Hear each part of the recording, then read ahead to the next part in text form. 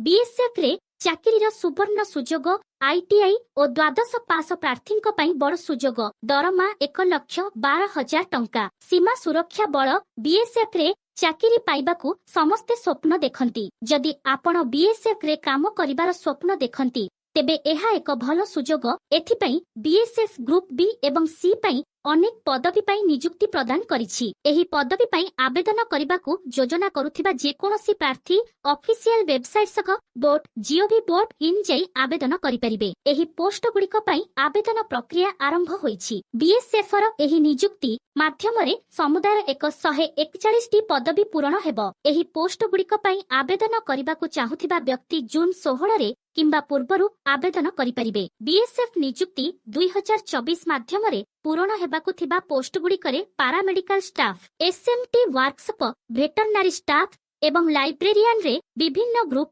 ए, B एवं सी post अंतर्भुक्त।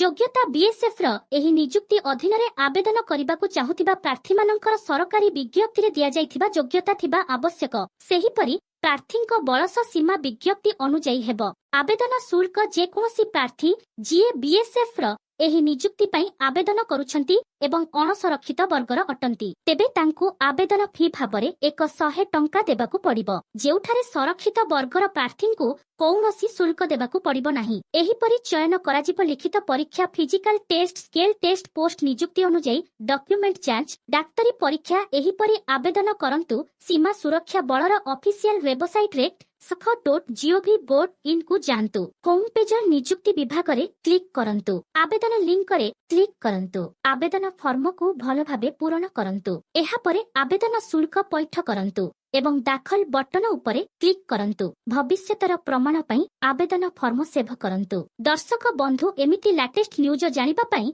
एही channel को सब्सक्राइब करी लाइक एवं शेयर करिवे। नमस्कार।